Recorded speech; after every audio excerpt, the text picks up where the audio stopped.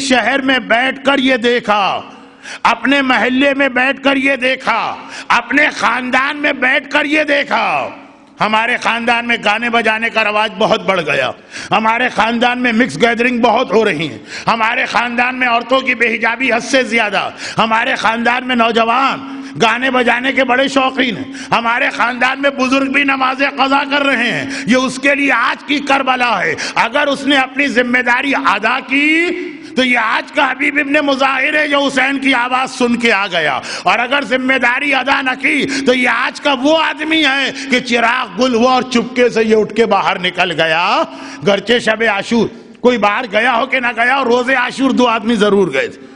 مولا قرضے بہت ہیں، خاندان بہت بڑا ہے، ان کی فکر کھا رہی، ہم کو اجازت دیجئے ہم آپ کو ساتھ چھوڑ کے چلے جائیں۔ اگر آج وہی فریضہ انجام نہ دیا، اور اسی منزل پر پیام کربلا یہ کہ غور کرو، تمہارے خاندان، تمہارا شہر، تمہارا محلہ کیا آج بالکل ٹھیک ہو گیا؟ یزید بھی نماز کا مذاق اڑاتا تھا، آج ہمارے ہاں نماز کا مذاق اڑایا جاتا۔ یزید بھی نماز میں تبدیلیاں کر رہا ہے۔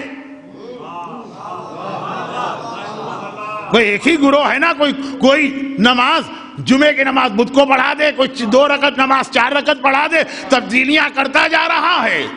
اچھا مجمع بھی بڑا عجیب تھا۔ مجمع کیا کہتا؟ وہ 2 کی 4 رکعت نماز پڑھاتا ہے شراب کے نشے میں چور، اور مجمع کہتا ہے جتنا مزہ آج کی نماز میں آیا آج تک کبھی نماز میں مزہ ہی نہیں آیا۔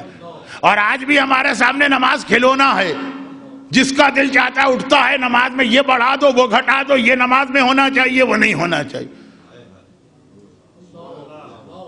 نماز جیسی عبادت جو 1400 سال سے چلی آ رہی ہے، اس میں کہا جاتا ہے ہم غلط، ہمارے بزرگ غلط، ہمارے علماء غلط، 1400 سال کے سارے نمازی غلط، اور کئی وہ رہے جن میں سے اکثر پہلے نماز بھی نہیں پڑھتے تھے۔ لیکن خلاصہ یہ کہ آج بھی اگر یزیدیت دوسرے انداز سے آ رہی، یزید بھی کھل کے کہتا تھا یہ نماز کا مذاق اڑانا، شراب نماز سے افضل ہے، اور دلیل بھی لے کے آتا ہے، دلیل بھی لاتا ہے، دلیل ہر ایک کو مل جاتی ہے۔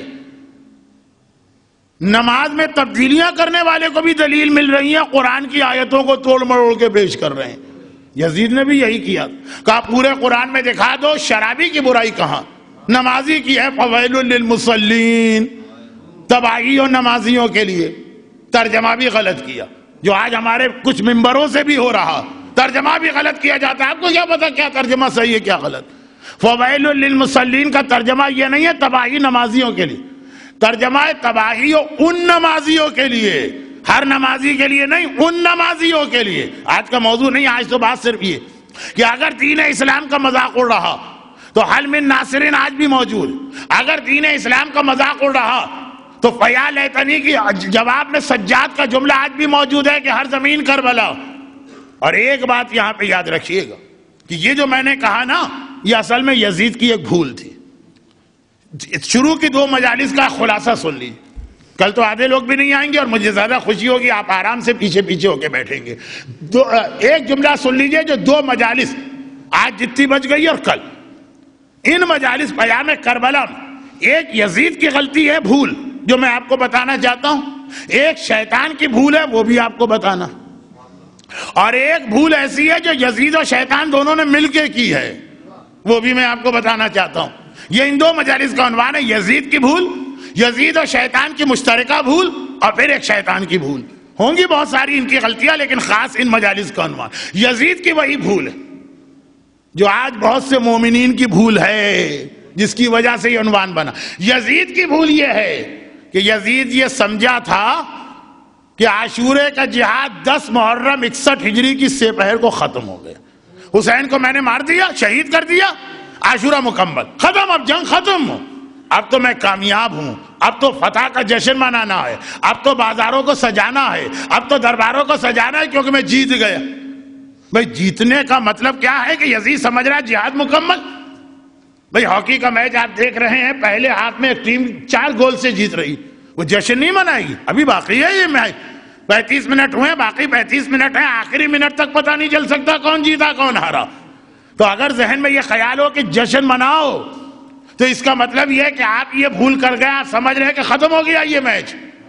ابھی ورلڈ کپ کے اندر ایک میچ، فائنل میچ میں بھی تو ایسے ہی کچھ ہو گیا تھا نا، روشنی کم ہو گئی تھی، امپائر ہٹ گئے تھے، آسٹریلین ٹیم نے جیت کی خوشی منانا شروع کر دی، جبکہ وہاں ان کی یقینی بھی جیت تھی، واپس بلایا گیا۔ نہیں بھائی، ابھی کچھ اوور باقی ہیں، ابھی سے جیت کی خوشی نہیں۔ تو جب کوئی جیت کی خوشی مناتا، اس کا مطلب یہ کہ وہ یہ سمجھتا ہے کہ یہ جو بھی جنگ ہے، جہاد ہے، میچ ہے، یہ مکمل ہو گیا۔ یزید کا اتنی خوشیاں منانا، جو زیارت عاشوراء میں آپ پڑھتے کہ دن ہے جس کو بنو امیہ نے عید کا دن قرار دیا، بازار سجائے گئے تھے، دربار سجائے گئے تھے، جس شہر سے سیدانیوں کا قافلہ جاتا تھا، آرڈر تھا کہ حاکم کو فتح ہوئی ہے، ساری عورتیں نئے کپڑے پہنے، سارے مرد سڑکوں پر آ کر یزید کی فتح منائیں۔ تو یزید کی بھول کیا تھی؟ یزید سمجھ رہا تھا 10 محرم کو حسین اور اولاد حسین کو شہید کر دیا، ہم جیت گئے۔ اسے نہیں پتا تھا جہاد کربلا چل رہا ہے، کوفے کا بازار بھی جہاد کربلا کا حصہ ہے، شام کا دربار بھی جہاد کربلا کا حصہ ہے، قید خانے بھی جہاد کربلا کا حصہ ہے۔ اے یزید، ابھی نہ سمجھ کے جہاد مکمل ہوا ہے، اگر یہ سمجھے گا تو ایسی منہ کی کھانا پڑے گی کہ 40 کے دن اہل بیت کو کربلا بھجوانا پڑے گا عزت و احترام کے ساتھ۔ یزید کی غلطی کیا تھی؟ یزید نے عاشورے کو سمجھا آخری دن، ختم، اب ہم جیت گئے۔ اور بعض مومنین، جو آج کی تقریر کا پہلا حصہ تھا، جو آپ میں سے بہتوں کو چکرا گیا، لیکن بعض مومنین بھی یہ سمجھتے ہیں کہ جہاد کربلا عاشور تک تھا، اس کے بعد نہیں رہا۔ نہیں، مومنین اس کو ذرا آگے بڑھا دیتے ہیں، بھول وہ بھی وہی کر رہے ہیں۔ یزید یہ سمجھ رہا ہے عاشورے کو جہاد مکمل ہوا، اس نے جشن منا دی۔ ہم یہ سمجھتے ہیں 9 ربیع الاول کو جہاد مکمل ہوا، ہم نے بھی جشن منا دی، غابہ ختم۔ ہمارے یہاں تو نوحے بھی پڑے جاتے ہیں، الوداع الوداع آقا خدا حافظ، اور اگلے دن ہم کو جشن منانا۔ لیکن نہیں، ابھی بھی جہاد کربلا چل رہا۔ جہاد کربلا مکمل ہوگا جب زمانے کا امام آ کر حسین کے قاتلوں سے انتقام لے گا۔ جہاد چل رہا ہے، ابھی ہم بیچ جہاد میں ہیں، اور جب جہاد چل رہا، جب کھیل چل رہا ہے تو ہر کھلاڑی کو اپنی ذمہ داری انجام دینا ہے۔ جب جہاد چل رہا ہے، ہر مجاہد کو اپنی ذمہ داری انجام دینا۔ تو ایک بھول یزید نے کی کہ سمجھا عاشورے کو ختم بات، دوسری بھول مومن کر رہا ہے، سمجھا کہ 9 ربیع الاول کو ختم بات، اور اصل پیغام یا ایھا الذین آمنوا ان تنصروا اللہ، اصل پیغام حسین کی آواز حل من ناصر ینصرنا، اصل پیغام سجاد کی فریاد کل ارض کربلا، اصل پیغام یزید جیسی بھول نہ کیجیے گا، جہاد کربلا چل رہا۔ اب اس میں ہمیں کرنا کیا؟ اس لیے کہ جہاد کربلا میں بچوں کی الگ ذمہ داری۔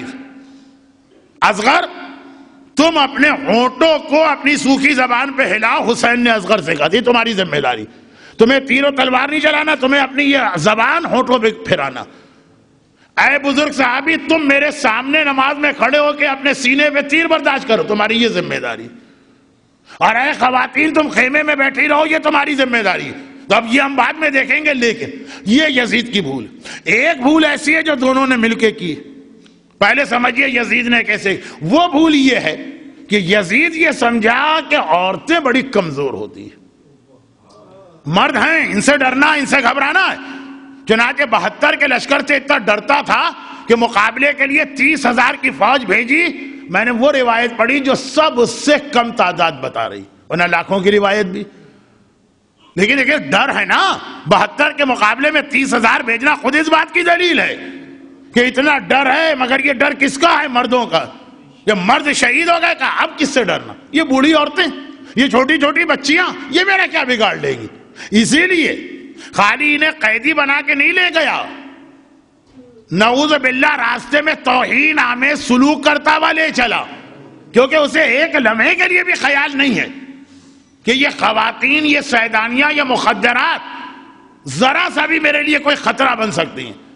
وہ تو سمجھ رہا اتنا میں نے دبا دیا، ان خواتین کے گھر والوں کو ان کی آنکھوں کے سامنے یزیدیت کا جملہ بول رہا ہوں، اس بے دردی سے شہید کیا ہے، کیا اب یہ عورتیں کبھی میرے سامنے سر نہ اٹھا سکیں گی؟ چنانچہ بار بار تانا بھی دیا، کہاں گئے تمہاری اولادیں، کہاں گئے تمہارے سہاگ، کہاں گیا تمہارا بھائی؟ وہ یہ سمجھ رہا ہے کہ عورت بہت کمزور ہے، وہ کیا کر سکتی؟ اور پتہ چلا کہ یزید کی یہ سب سے بڑی حماقت تھی، جو ہم نے تاریخ میں پڑھا اس کو چھوڑیے، یزید کی حماقت کو یزید ہی بتا سکتا ہے نا۔ کنت جنس با جنس ہم پرواز، ایک جیسے لوگ ایک دوسرے لوگوں کا مزاج پہچان سکتے ہیں۔ اگرچہ بہت سنجیدہ مرحلہ ہے